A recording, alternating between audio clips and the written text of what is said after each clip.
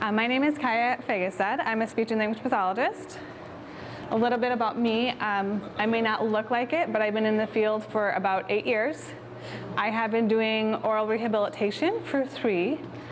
I became a speech and language pathologist because I had a language delay myself. I was actually born with hearing loss, but I was not identified until I was about 4 years old, because newborn hearing screening did not exist when I was young, but that's how I got into the field, and I love it, and that's why I got into hearing loss more specifically. So I'm affiliated and I work with University of Illinois Hospital. We go by UI Health. We're also known as UIC. And we have our Happy Ears on Taylor program. That's our cochlear implant program that we have for pediatrics. We also do adults. So part of my role is that I do a play group once a week with children with hearing loss from 15 months all the way to 3 years. But I see all the way up to age, I want to say the oldest patient I have is 93. So yeah, so I see the whole age span, but I do love my time with the kiddos. I have received additional training in oral rehabilitation through a program called the Aim to Be Ahead program. They did a 10-year grant program where they were working with early intervention providers, and they trained them in oral rehabilitation, and it was a graduate certificate program. So that's where I received additional training. I'm also going for what you may have heard, Alexander Graham Bell Association. They are more proponents of spoken language. So it's called your LISLs. So you may see some providers at different hospitals with LSLS behind their name. That means they became certified through this program. And I'm currently on, it takes 3 years to get this certification or licensure, and I'm on year 3. Even though I'm going for this certification to become a spoken language provider, at UI Health and myself personally, we support parent choice, so I do know some signs, so it depends on the child I work with and the family if I'm doing spoken language or total communication. But for the purposes today, I'm going to be more focused on spoken language. I do sign myself a little bit, but not enough to really speak on the development of sign language and the grammatical structures and all of that. And I know you're also getting some courses in that later today, so I will let them talk about that more. So just to get an idea of who's here, I think I'm working with one of the audiologists here, and she informed me of some of the ages. So can you just raise your hand if you have a child under the age of 1? So some young ones. How about 1 to 3, early intervention age? So most of you. And how about up to 5? Okay, so we've got more of 1 to 3 and then 5. Because that way I can tailor it a little bit for information that you guys are probably wanting to know more of. Can I see a show of hands of who has hearing aids? Okay, most of you. Cochlear implants? Some of you. And then a bone conduction hearing aid? Okay. Did I miss anything?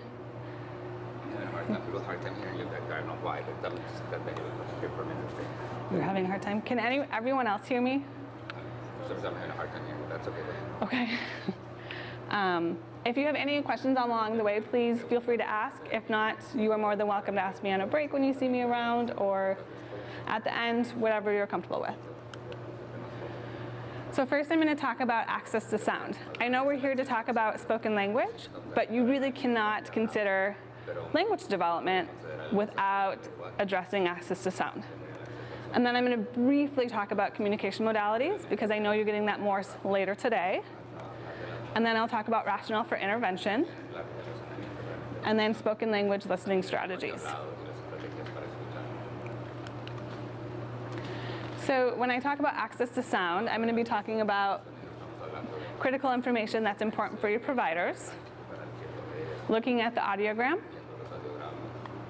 wear time, different listening environments, and then factors that impact listening.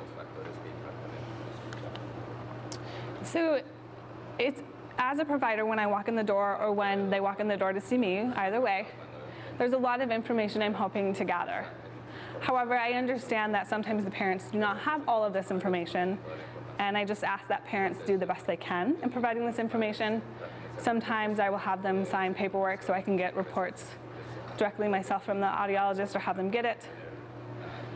But I want to know what type of hearing loss, which should be on your audiogram. Is it conductive? It says it's sensorineural. Is it mixed?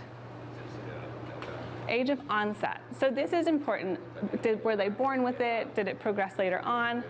Sometimes this is a little gray. Parents aren't quite sure, which is fine. That's good information as well. And so if they were born with hearing loss, I want to know the degree, because they may have progressed. This information is good for me to know because then I know how much auditory information they may already have had. How much auditory experience have they had in the past? So for example, I've had a little girl who was born with normal hearing, lost her hearing at the age of 3, needed cochlear implants. And so, but we knew her prognosis was different because she had auditory experience. She'd already had listening, and so we knew her prognosis was a little bit different than if she was born without hearing. So those are some things I need to think about, like how long have they heard, things like that, and the degree. So like the degree of loss, is it mild to moderate? Is it more severe? Sometimes this will play into my education as the provider, because most of you here most likely are not in this boat, but sometimes I have to educate parents on how, yes, your child can hear, but we want your child to have complete access to sound. That's what I'm looking at. And so kind of figuring out what they can and cannot hear with their hearing aids more functionally and not in the booth like with the audiologist. And then trying to figure out what they need access to with the hearing aids. Because sometimes it can be tricky, like, well, I don't have to put their hearing aids on, they can hear me. And so it's kind of trying to figure out what can they hear with the hearing aids and what not, to kind of help reinforce ourselves, like, yes, let's put these on. So the type of hearing device. Since I have experience, I can typically walk in the door and figure out what device it is, but for my externs, I have to teach them quite a bit. Parents usually know their device inside out, which is great. But I need to know, is it a cochlear implant? What company? Is it hearing aids? And usually with hearing aids, I'm not as concerned about the company, because if I have to change tubing or the microphone filters or clean it or the batteries, it's all generally the same. But with cochlear implant companies, their parts are all very different. They all go by different names. So those are things I need to know. And sometimes parents know these things. Sometimes it's something we learn together. We'll go over the parts of their implant. For example, Advanced Bionic calls it the universal headpiece, but Cochlear calls it the coil. And so kind of teaching parents what things are called and how to look up their resources. So that way, because I want parents to learn how to handle these devices, to know that if it's thrown against the wall, it's okay. They built them to be durable, because we know kids are going to be doing these things. That's also why they're under warranty. So I want parents to become comfortable with the devices, but also learn how to troubleshoot. Like I said, we want access to sound. We want consistent access to sound. And so if the hearing aid or the cochlear implant breaks and you can't get into your audiologist right away, what troubleshooting can we do? So again, it goes back to, like, we need that access to sound.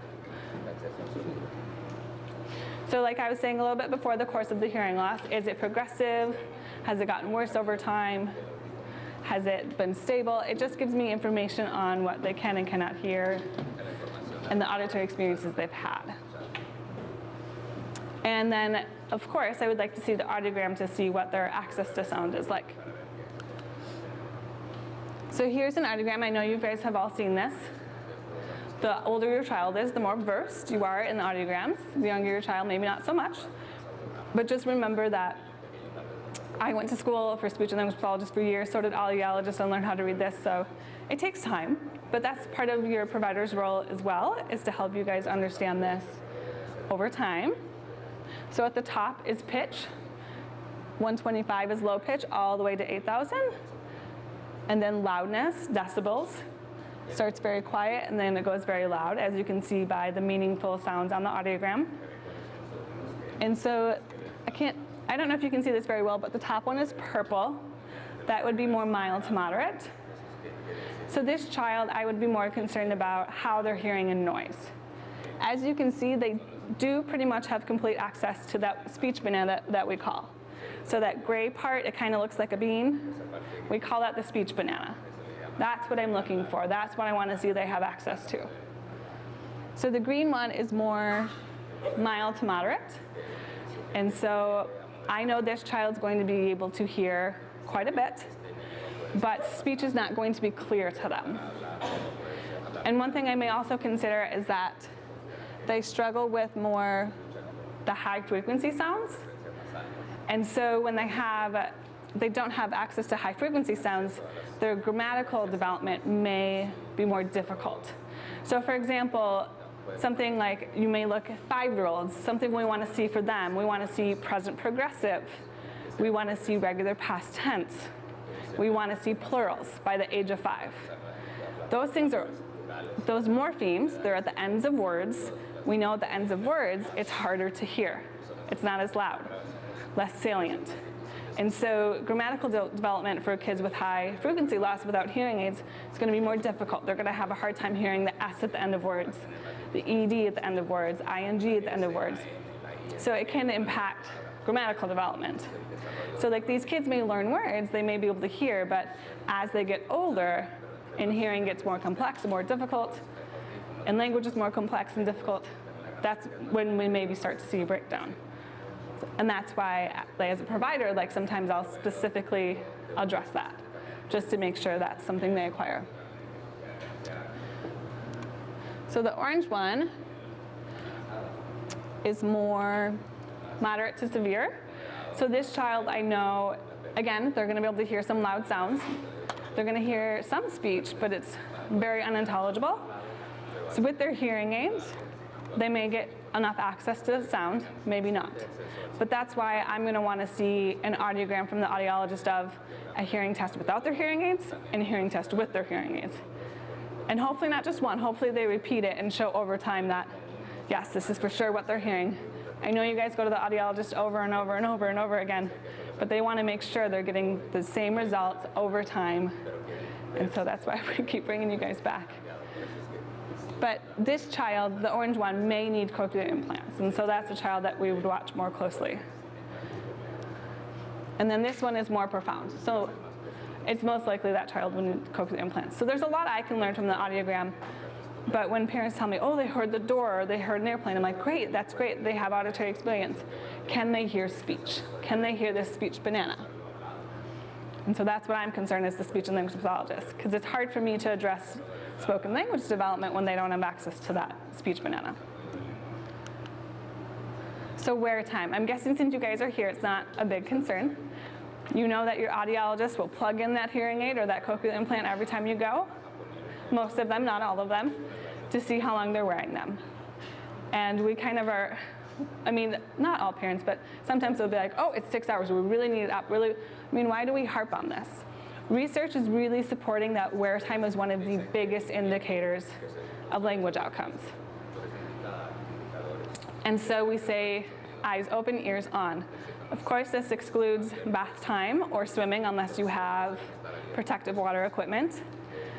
But so when they're awake, they're on. And part of my job is to help parents figure out how to keep them on. Because as most of you know, at the beginning, this can be a battle. So I give you credit and kudos to the parents that have figured it out. It can be a journey. But there's a lot of things, and I've seen a lot of the kids in the lunchroom, they already have a lot of retention. They have the bands, they have the bows, they have the hearing aid leashes, so great job. We were looking for 8 to 10 hours a day. And it's important to consider if a child is only wearing their hearing aids or implants for 3 to 4 hours a day, it's going to take 4 years to get 1 year of listening experience. And so that's why we say 8 to 10 hours a day. That's why when you come at 6 hours, like, that's great, good goal, let's keep going, let's improve, because we want that 8 to 10 hours a day. And so that's why we harp on it so much. Yes? But obviously it's less time if you have an infant sleeping depending, you know, like smaller children can nap for however many hours a day. Yes. You could say less time for a baby. So it is, in comparison to children with normal hearing, typical hearing, they do have less listening time, but we know what the research is saying is 8 to 10 hours per day is what we want to look for. Would you put it on while they're napping? No. All waking hours. All waking hours. So eyes open, or ears on, except in the bath or shower. Unless, again, they have protective equipment, because otherwise you're going back and using that warranty. So. And if there's questions about retention options, I know of quite a bit. Etsy's pretty great. There's actually some stuff on eBay.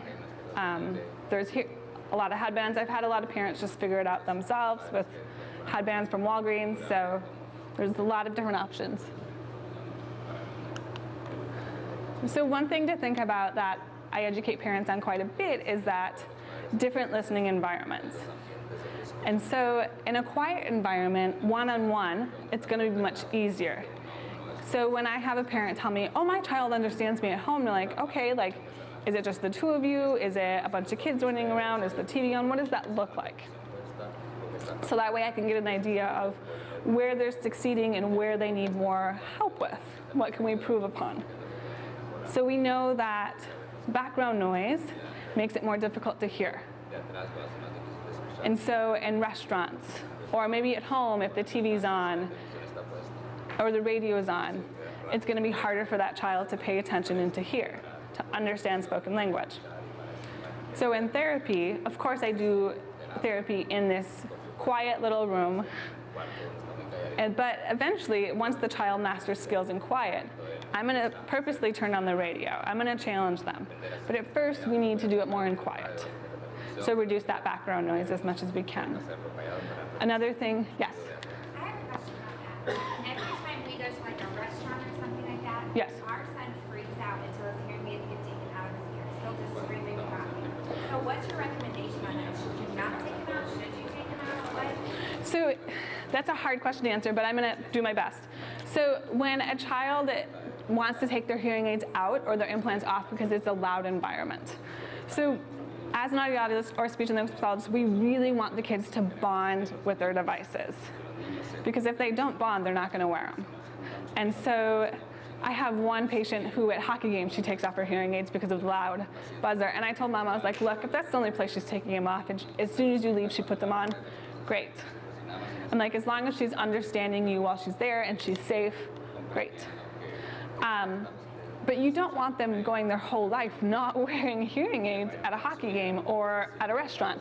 And so I've worked with this mom to say like, okay, can we maybe get her to wear her hearing aids for one period? And then she can take them off for the rest. So just gradually get them more and more used to wearing hearing aids because it's a loud environment. So I know when I get my hearing aids adjusted, at first it takes me a couple days. Like I heard a paper bag and I thought it was a gunshot. It was so loud. But my hearing aids were just adjusted, they were just reprogrammed. And so it may vary, like if they were just reprogrammed that day, definitely take them off. Give them a couple days in quiet before you take them to more noisier places. But just maybe pick restaurants that are not as noisy. So Buffalo Wild Wings, we've all been there. It's one of the loudest restaurants you can ever think of. Definitely take them, like that might be a place you're definitely taking them off. But maybe a more quiet restaurant like a diner that's not as loud, maybe that's where you can work on wearing them and gradually just build it up. Hopefully that answers that question. Great. So voices are also different as well. So maybe, and it also depends on the hearing loss. So children's voices are harder to understand. They're high pitched, they're quieter. Women's voices are higher pitched, men's are lower pitched. Typically, I see more sloping hearing losses so that they have more of the low frequencies, and sometimes men's voices are easier to understand. So I'm going to be looking at a lot of things. Who's talking to them? Where are they talking to them? I'm also looking at the child and fatigue. So if that child is tired, even if it's quiet, it's well lit, it's just one-on-one, the two of you, it still may be difficult. Because they've been listening all day and they have to focus and they really have to work hard to listen. Not that they can't do it, they can, but at the end of the day they may be tired. So sometimes I'll have parents say, oh, they come home and they take them right off. And I'm like, okay, give them a 20-minute listening break, then put them back on. Because sometimes children do need a break, but we want, again, going back to that wear time where we want that 8 to 10 hours a day, but trying to keep that good bond with the devices, but also giving them that break they may need. So it just depends on the child, and as the parent, you're the expert on your child, and you'll kind of figure it out with them on what works best. So this is a website, Starkey. So I just Google hearing loss simulation. And then I look up Starkey. Starkey is a company that makes hearing aids. Because I know they show you a video on hearing loss simulation here. It goes with the different losses, which is great, but Starkey will do it in different listening environments. So you can listen to a mild to moderate hearing loss with the wind blowing.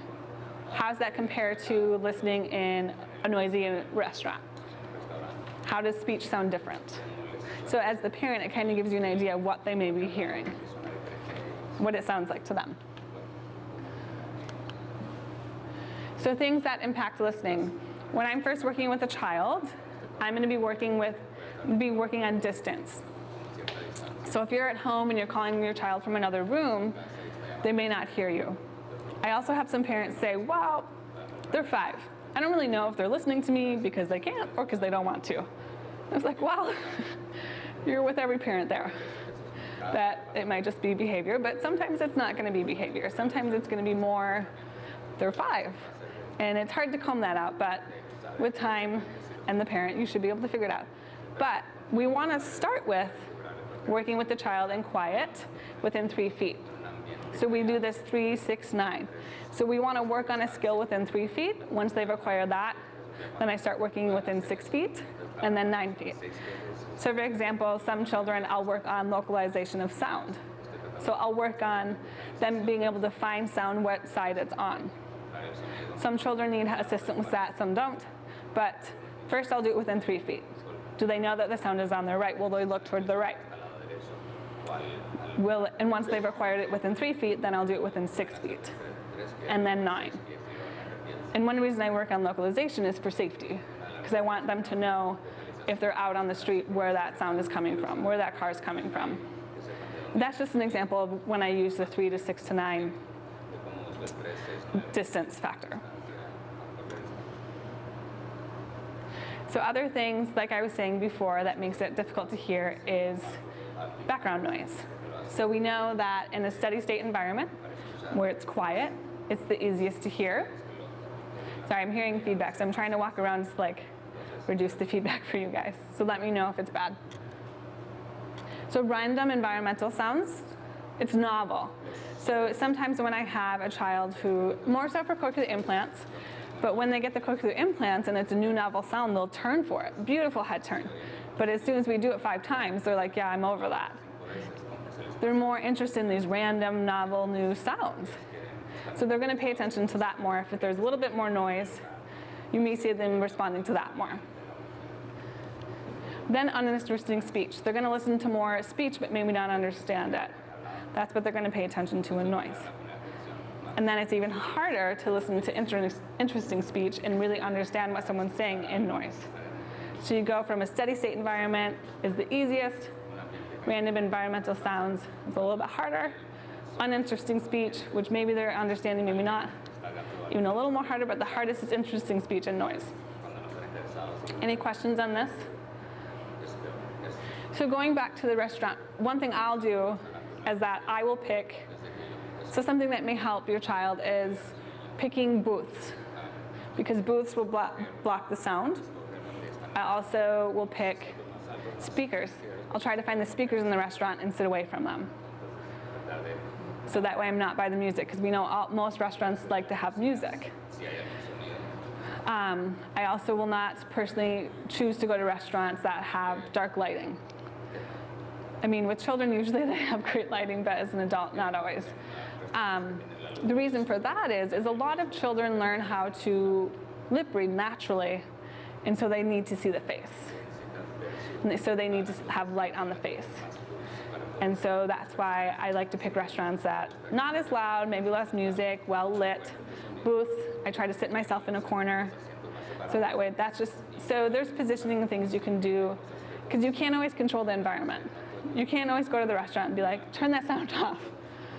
My grandmother-in-law has tried it, it does not work. So there's things you can do to make it a little bit easier. And you guys aren't going to learn all these things in a day, and that's okay, but that's one thing your provider should kind of be troubleshooting with you.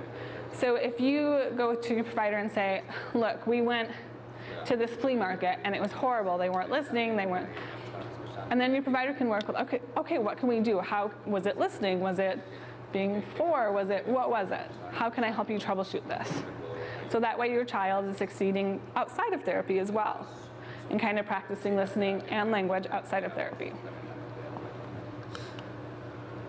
So I'm briefly going to go over communication modalities, talking about how communication is a continuum. I do have some definitions. I'm not going to go through them in depth, again, because you have that class later on. The research, and then how it's a family decision. So I don't know if you can see this very well, but I'll explain it. Here in the pink triangle is spoken language. One thing you will see that's a tad confusing, there's different names for spoken language. There's auditory verbal, which is spoken language, and auditory oral. So sometimes you'll hear like, oh, my child's in an oral program. What does that mean? They're in a spoken language program. And so that's one reason why I like this diagram, is because it kind of shows the different names for the things in the continuum. So in the middle is bimodal or bilingual and cued speech. And when we're talking about bilingual here, we're talking more so sign language and a spoken language. So not Spanish and English or Polish and English or whatever languages they may have in the home. And then in blue is more sign language, but there's different levels to sign language. There's sign-supported speech. That's where they will use more speech with the child, but then sign to give them a context to help them know what they're listening to, or for communication breakdowns. If the child's not quite understanding, like, oh, go find the dog, and they don't know what you're saying, like, if I sign dog, they're gonna start looking for the dog. So just kind of to clue them into what auditory information they may be missing. So signed English. So you'll learn more today, or as we know, American Sign Language has its own grammatical structure. It's very different from English. And so in schools, they use more total communication, which is signed English with English. So when you simultaneously sign and speak, you're usually using signed English. So that's why if you see interpreters and they're not voicing, it's because it's a different grammatical structure. And so a lot of the classrooms I have seen for total communication, it's signed English. Not all are like this though, so that's why as a parent, that's something you kind of have to ask questions about and do some investigation on. What kind of sign language? Is it ASL? Is it signed English? Is it pigeon sign, where it's more signed English but they don't include all the grammatical? So there's a lot of different vocabulary and terms that are hard to figure out, but it's possible. And then there's American Sign Language. I know here at ISD they use American Sign Language, but I don't know if they're using exact sign English with English or sign language or both. I'm not quite sure. And again, it depends on the school and the program and maybe even the teacher. So here's some definitions for you guys. And I'm going to provide my email address at the end of this. I know they're recording, and I'm not quite sure if you guys have access to that. But if not, you're more than welcome to email me, and I can send you a PDF of this PowerPoint so you have, like, you know, when you want to go back and look up the Starkey website later, you know, oh, what was that hearing aid company called? That way you have to go back and resource. So I just kind of gave you the different types of names that we call them and brief definitions, but I know you guys are learning these more later.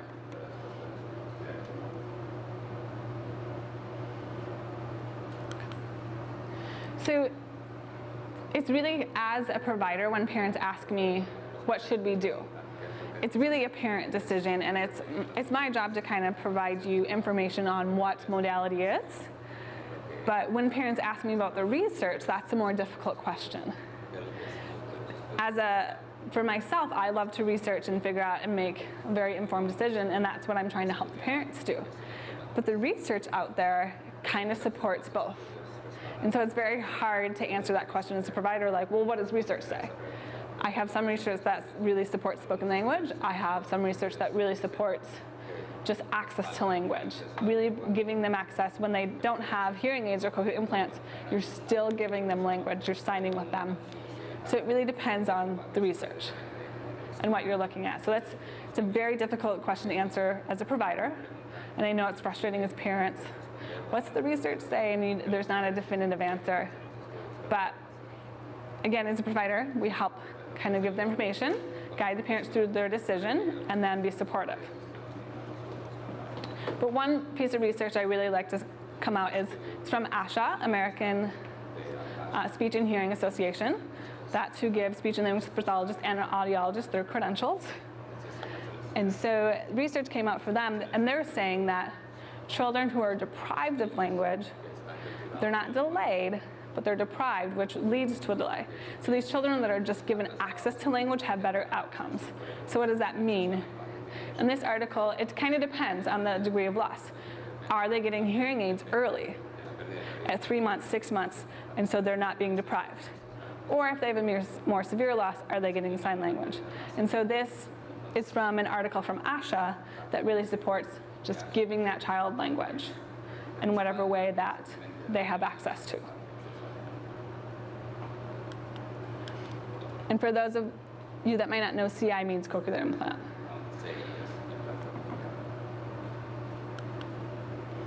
So it's saying it's more of a family decision.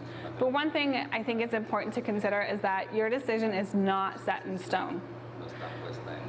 So a lot of times I'll tell parents, you know what, this child may actually decide for us. I've had some children that do not respond to sign language, they don't pick it up. I've had some children that we work on spoken language, and they're just not picking it up, so we start signing, and they pick up sign language like that. Every child's different. Of course, I will support the family decision, so if they say no signs, I won't, unless they bring it to me. But just know that it's not set in stone, and that your child may actually kind of respond better to one or the other, and they may tell you in a way by how they respond and how they communicate.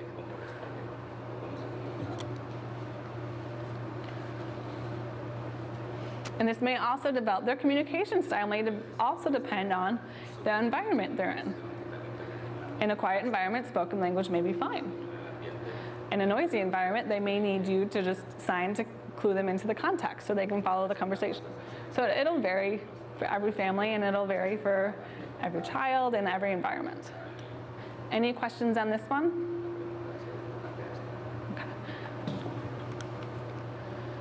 So talking about rationale for intervention.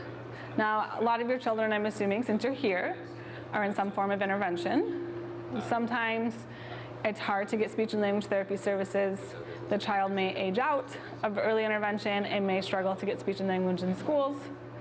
They may not get enough minutes, and so sometimes as a provider, like, that's part of my job, is figuring out how can we get you what you need. So as a speech and language pathologist, I, of course, do evaluations on the child. But one thing, my evaluations that I have do not take sign language into consideration. So it's only spoken language. So that will sometimes impact my scores if the child does sign. There are assessment tools out there that do look at English and sign language, but it's only up to age 5. And that's used more so in early intervention. But it's something that I just report on in my reports. I will kind of say, like, with sign language, this is what they were able to do if they sign. With spoken language, these were their scores. And so I do testing. Testing is hard on kids. They don't like it. It's hard. I always tell parents, I know this is the meanest day of my life with this child. But I have to do this. I have to have this information to give to insurance companies. This is important for me. It's important for me to have a baseline to be able to develop goals and to show insurance, yes, they need services. So sometimes I'll also help parents go through reports for school purposes, trying to get more IEP minutes or just get speech and language therapy services on the IEP. It depends on the district and the school of how many minutes they will get. Are they getting group services? That's a good question to ask. If the IEP says group minutes 45 and individual 30, they have to do group 45 and individual 30. But if it doesn't say individual or group, they can put them in a group. So just kind of important things to remember when it comes to intervention. and things I can help parents with. I know sometimes as an early intervention provider, we know that earlier is better, but sometimes service coordinators, I have this conversation probably weekly with service coordinators of why speech and language pathology should start earlier. They're like, well, they don't start talking until they're 1. I'm like, well, that's not necessarily true. They come out, they're born, and they're communicating. They cry. Communication is from birth. And so there's a lot of things I want to see before the spoken words in development. So yes, speech and language development therapy can be in the house as early as 6 months. They may just monitor at the beginning if the child's doing well. If the parents need more support, they'll be in there more. So, but it's nice to have that there if you need it. So I'm going to go over more listening experience from pregnancy to 1 year old, the case for early diagnosis and early intervention, listening experience for academic success, speech and language developmental milestones, and then hearing milestones. Because again, we can't look at speech and language without taking into consideration hearing. So one thing to realize is that children with typical hearing, or children with some degree of hearing, their cochlea is developed at 20 weeks gestation. So when a woman is halfway through her pregnancy, that baby is starting to listen. It's a little bit muffled because they're in some fluid, amniotic fluid, but they are listening. And so that's one thing to consider at birth when they have a newborn hearing screening and they're referred for further testing. There's been already a period of time they may have not had access. So again, going back, why can I start as early as 6 months? A child can discriminate between speech sounds in their language and another language at 6 months. They know. So this ability disappears about 9 months. So a child has the ability to learn speech sounds of any language, but it gets more difficult after 9 months because they start focusing on their home language, or languages if there's 2 languages in the home, or 3. So at 1 year, a child can distinguish between phonemes after 1 year of listening experience. And so this is critical information to and this is information I'll pull out when I talk to the service coordinators. I'm like, this is why you need someone in the home now, kind of support parents. So this chart is more about diagnosis. So we know with newborn hearing screening, this is happening much, much sooner. I'm talking about diagnosis, when they're diagnosed with hearing loss, not when they start intervention. So after 6 months of diagnosis, their language outcomes are lower. That's why we have the 1-3-6. By 1 month, they're screened. By 3 months, they have a full evaluation. By 6 months, they have amplification. And this research study really supports as to why. Because we know if they get amplification after 6 months, the outcomes are not as great. Not to mean that they're not going to have good language outcomes. There's still things you can do as the parent, therapeutic intervention, making sure they have access to sound. But this just really supports when you get someone who may not want to provide therapy services, this helps you provide rationale as to why they need therapy.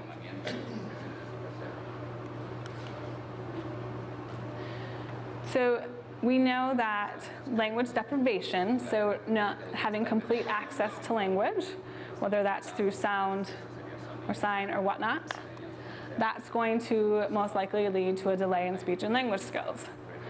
So for the children I work on oral rehab, speech and language, so expressive language, what they can say, receptive language, what they can understand, and I'll get in the difference between oral rehab and receptive language in a little bit.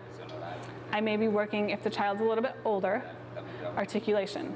If they're 1 to 3, I don't expect them to have great articulation. Children that are typically developing can be hard to understand. They don't have all the speech sounds either. So, but sometimes that's later. So these are all things, but with my adults that I work with who lost their hearing as adults and get implants, I only do oral rehab. They already have that language base. Some of these children that have had language deprivation, we kind of have to help build up that language base through therapy. So a lot of times we will see what's considered behavior issues with children with hearing loss, but sometimes it's a breakdown in communication. They're not quite understanding what's going on. So I had a professor explain to me once, behaviors are communication. It's communicating something.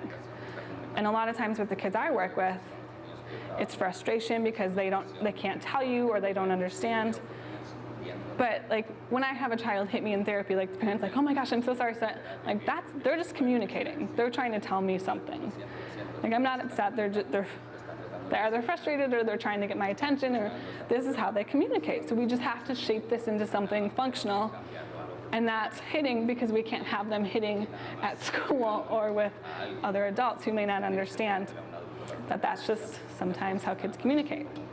I remember I had a 2-year-old in a daycare, and the daycare provider came to me and was like, she's biting the kids. And I was like, okay, what's going on? Why? What's going on before she bites them? Well, I don't know, but she bites them, and she bites hard. I'm like, okay. I'm like, well, she doesn't communicate.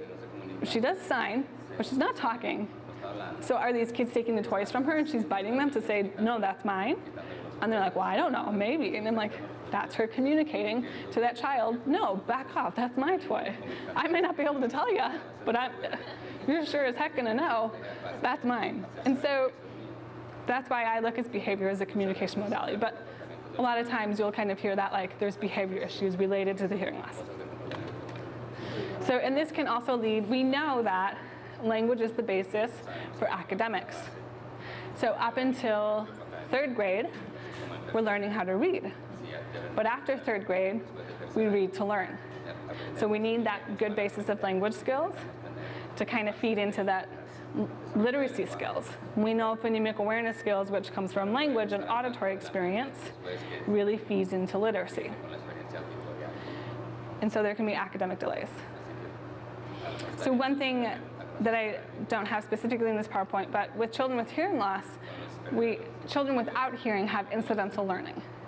So we know there's kids that, with typical hearing, they hear everything you're saying, everything.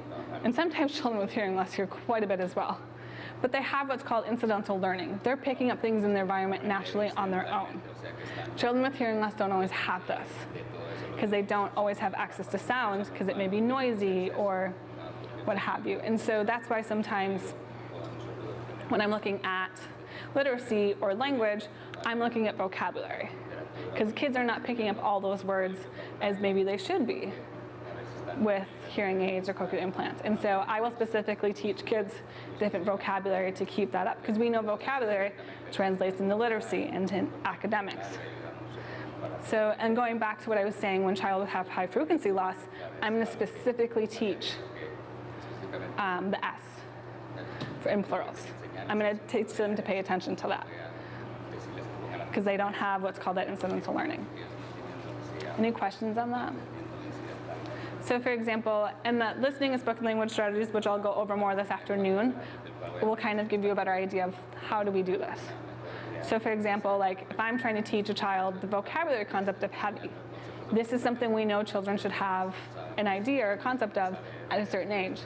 There's certain strategies I'm going to use to get that child to pay attention to that word and learn that word. We'll talk about that more later. And as we know, social skill delays can also occur with hearing loss. There's more and more research. There's not a lot of research out about this yet, which is why I'm not quite ready to present on this information. It's coming out more and more. Something to be cognizant of is called theory of mind. We know the research is really coming out and saying that children with hearing loss struggle with theory of mind. They have a hard time really taking on the perspective and understanding that other people have different ideas and different thoughts. It's just very interesting, and there's more and more research coming out now about it. But that, to me, plays into the social skills. They don't quite understand that their friends may have a different idea or concept or opinion. They may be like, no, cats are the greatest. Dogs aren't the greatest, cats are. They may not understand that their friend may feel differently. And so it's just interesting.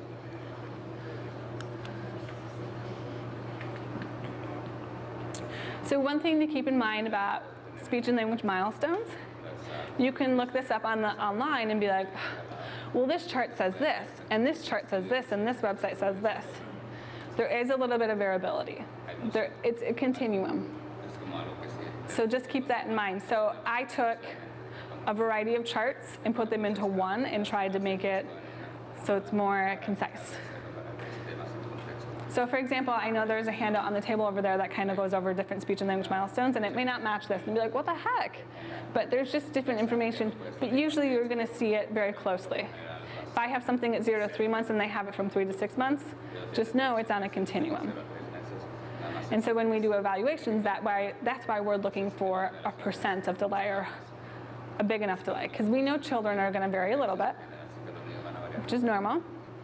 We want to see if there's over a 30% delay or what they consider 2 standard deviations negative below the mean, going back all the way to statistics. That's what we're looking for. So we know there's some variability. But as I was saying, there's communication even when they're born. There's different cries. There's hunger cries. They're cooing by 3 months. They vocalize to their caregiver smile. So one thing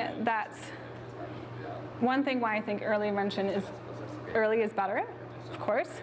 We know that when the children are younger, they're not mobile. They're not yet walking. So one reason why when I have parents come in, their child may be older, and they'll be like, we didn't know they had hearing loss. And we're like, no, that's normal, because when you have a baby, you have them right here. They're listening to you, they feel your voice, they can see your face, they're right there.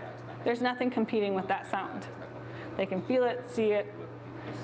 And so as they get more mobile and walk away from you, and you're saying their name, that's when parents sometimes start to notice they're not hearing me. Because when they're right here, it's not as difficult. They're close to you, that distance is reduced.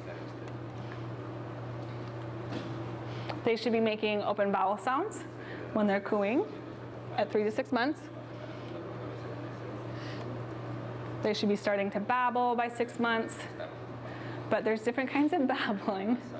And so, like talking back and forth, acting as if they're telling you a story, but they're really not. It's just really jargon, or just open vowel sounds. They may see being ma, ma, ma, ma. That's more reduplicated babbling. They're repeating it. That I expect around 6 to 7 months.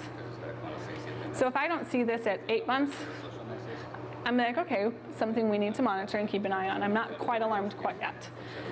I may look at the skills, precursor skills. Can they make vowel sounds? Are they raising their pitch and up and down? Are they doing precursor skills to babbling? If they're not, then that's kind of a red flag.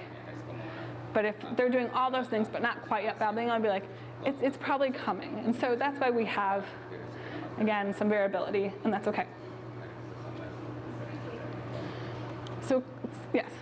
So if your child is being tested at birth, now you know, like... Yes, for hearing, yep. Yeah, so like my son, before his infants, he had his hearing aids at 3 months. Okay. So, of course, he was delayed still with a bunch of things because the hearing aids really didn't do much for him. Yeah. Because he needed implants and he's profound deaf.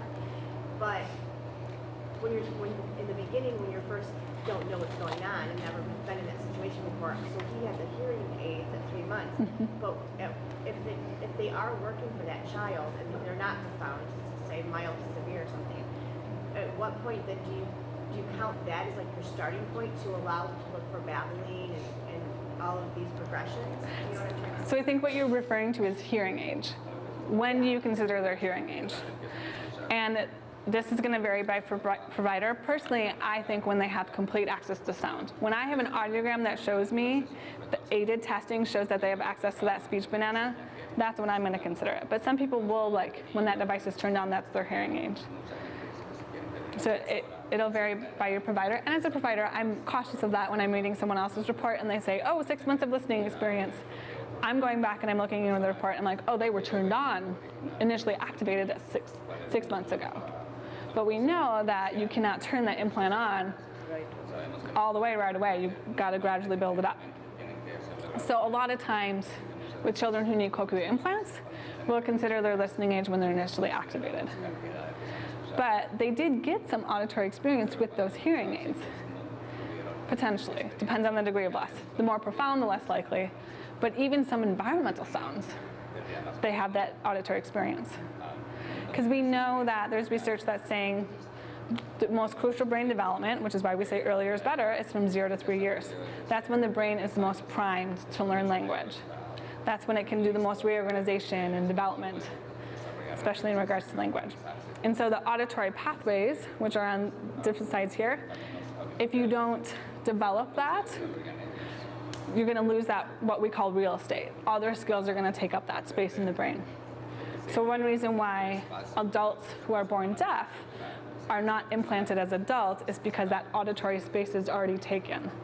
It's going to take, so they're not going to be able to understand spoken language.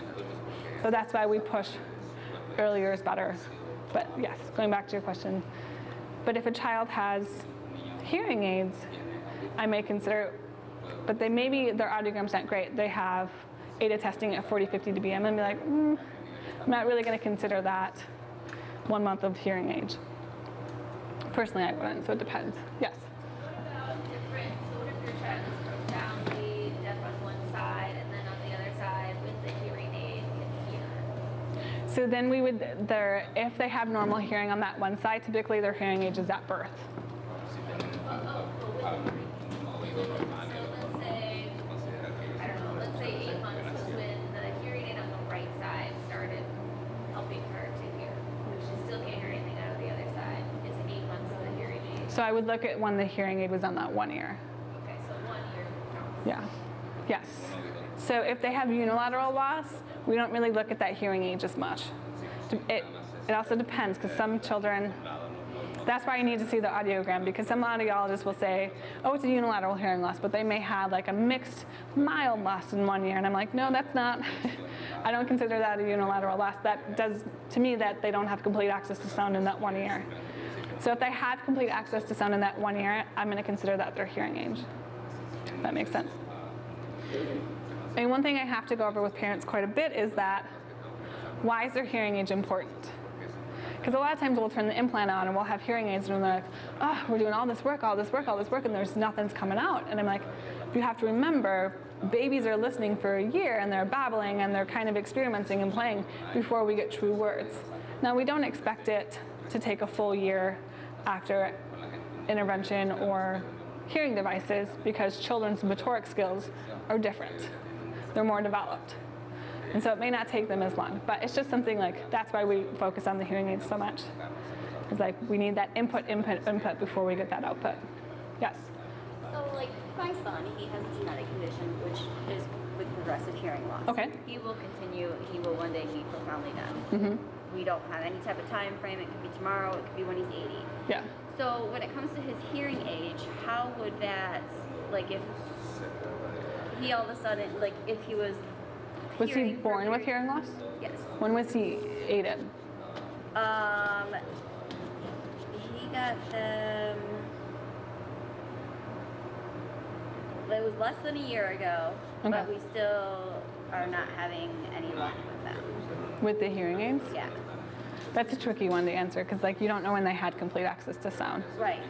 And if it's, so if, just for example, like let's say his hearing aids are working great, he's got sound right now. Yeah. But then 6 months from now, he's lost a lot more hearing. Does his hearing aid start over? I wouldn't start it or over. It just continues? I would just write in my report, like they were amplified at this age, they have progressive hearing loss, they may not have consistent access to sound. So I'm going to put something descriptive and qualitative in my report that kind of explains the situation.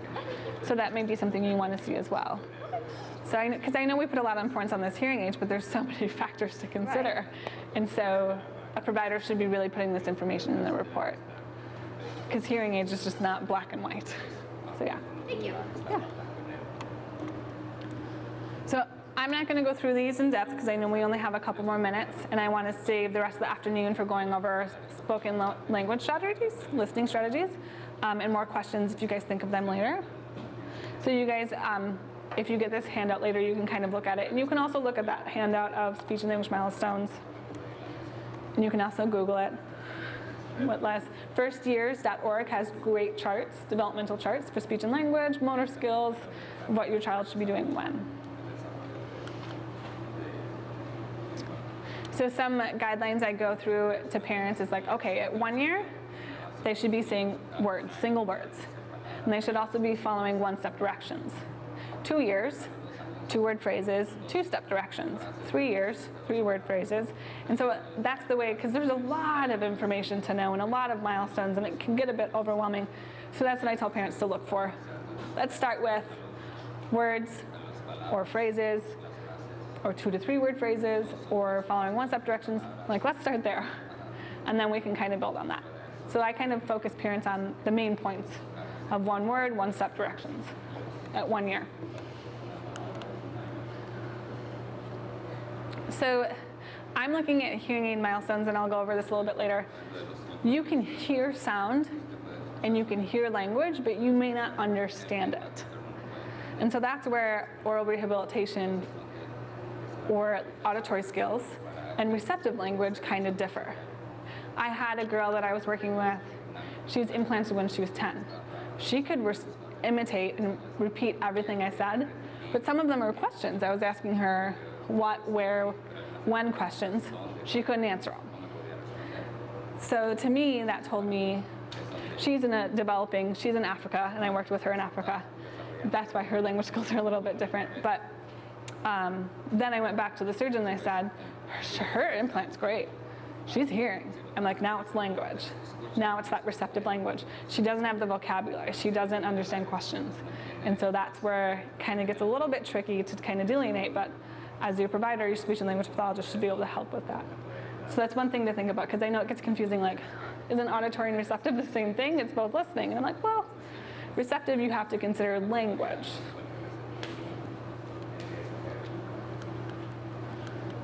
Okay. Any questions? It's about 9:30.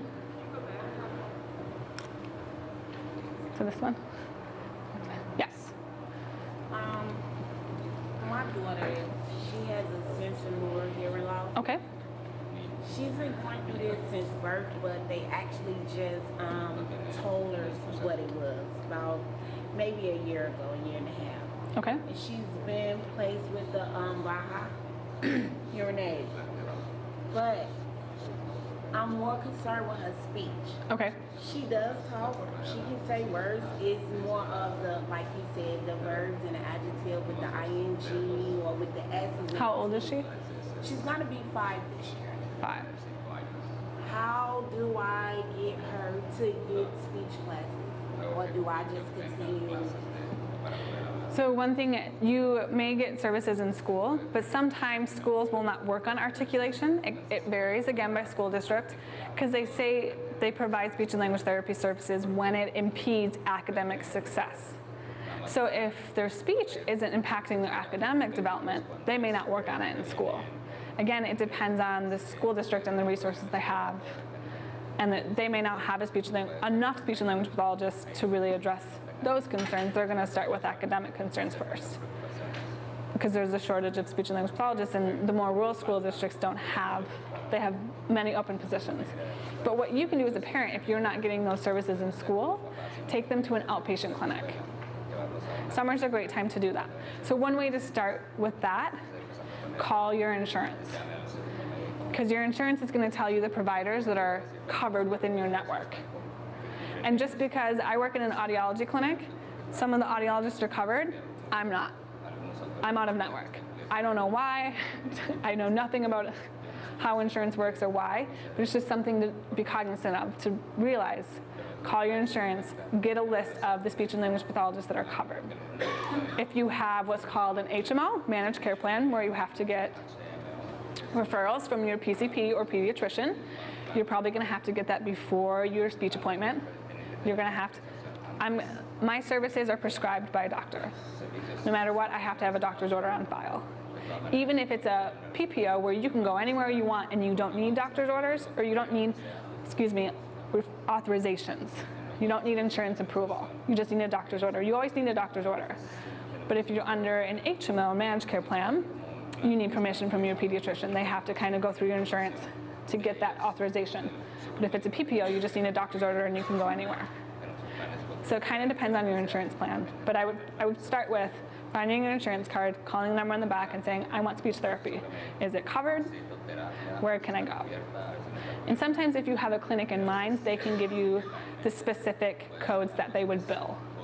They can give you the diagnosis codes, or maybe the pediatrician can, sometimes not, and what we call CPT codes, but we bill. So that's how I would start. Yeah. Typically, evaluations pretty much always covered. Treatment, not always. It'll vary.